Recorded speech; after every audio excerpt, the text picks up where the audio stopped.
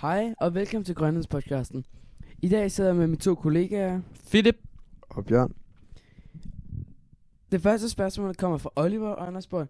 Hvilke initiativer arbejder Grønland på, for at tilpasse sig de udfordringer, som klimaforandringer medfører? Tak for spørgsmålet.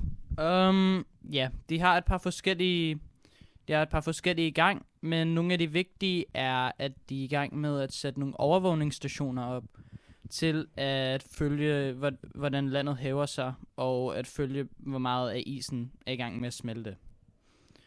Og så er de også i gang med at have nogle forskere, der er i gang med at finde ud af, hvordan isen smelter, og hvor den kommer til at smelte som det næste. Men tak for spørgsmålet. Ja, og det næste spørgsmål, det kommer fra Sisi og Sasa. Og de spørger, hvordan kan Grønland udvikle mere bæredygtige og økonomiske modeller, der tager højde for klimaændringer og bevare naturressourcer? Ja, Grønland har mange muligheder for at udvikle mere bæredygtige økonomiske modeller, der både tager højde for klimaændringer og beskytter naturressourcerne. En vigtig indsats er at regulere fiskeriet for at undgå overfiskning, samtidig med at man udnytter nye fiskearter, som der er begyndt at migrere til området på grund af de varmere farvande. Grønlands store potentiale for vandkraft kan også udnyttes til at erstatte fossile brændstoffer og bidrage til en grønnere økonomi. Samtidig kan bæredygtig turisme, der fremhæver Grønlands unikke natur og kultur, skabe indtægter uden at skade miljøet yderligere. Endelig kan stramme miljøbeskyttelseslov sikre, at udvinding af olie og mineraler sker på området, der er skånsomme for naturen og fremmer langsigtet bæredygtighed. Ja, så kommer vi til den næste e-mail, der er blevet sendt af Mikkel. Hvilken videnskabelig forskning bliver der udført?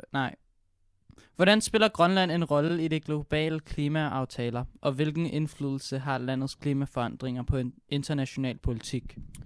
Ja, det er et meget godt spørgsmål. Jeg synes, at Grønland spiller en vigtig rolle i sådan nogle globale klimaaftaler. Og da øens is smelter og klimaforandringerne bidrager væsentligt til sådan en global havneniveaustigning, som jeg tit nævner på podcasten. Jeg synes, Grønland er en aktiv deltager i arktisk samarbejde og arbejder tæt sammen med både Danmark og det internationale aktører om at fremme klimatilpasning og forsikring.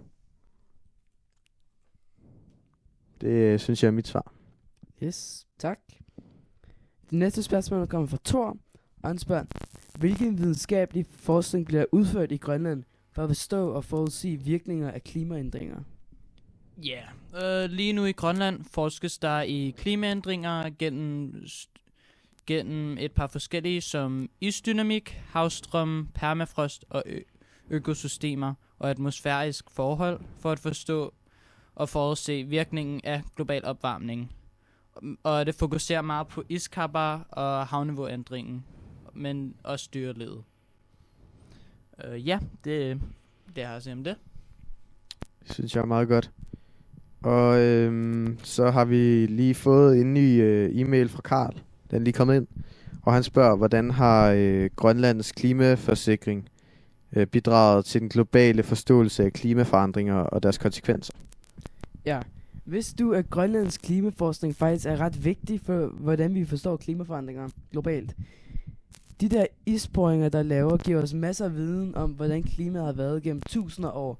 Alt fra temperaturer til drivhusgasser. Og så har de også studeret smeltevand fra isen, for at forstå, hvordan det påvirker store havstrøm som Golfstrømmen. Den strøm har jo enorm betydning for klimaet på hele jorden. Grønland har også været ret gode til at advare om de her tipping points, hvor smeltningen kan blive uoprettelig. Det er sådan noget, der virkelig får forskere og politikere til at vågne op og se, hvor vigtigt det er at handle nu. Og nu har vi et sidste spørgsmål til Bjørn. Okay. Hvordan kan Grønland drage fordele af internationalt samarbejde om klimaforskning og tilpasning? Ja, de kan vel få fordel af internationalt samarbejde og klimatilpasning ved at få adgang til avanceret teknologi og en masse viden, som kan hjælpe dem til at forstå og tilpasse til klimaforandringerne. Jeg synes, med et samarbejde med alle de andre lande og forskningssituationer, kan bidrage til bedre overvågning af iskapper, havniveauændringer og biodiversitet. Tak for svaret, Bjørn. Det var alt for i aften, folkens. Ha' det godt, og husk at sende spørgsmål ind på e-mailen, hvis I har nogen.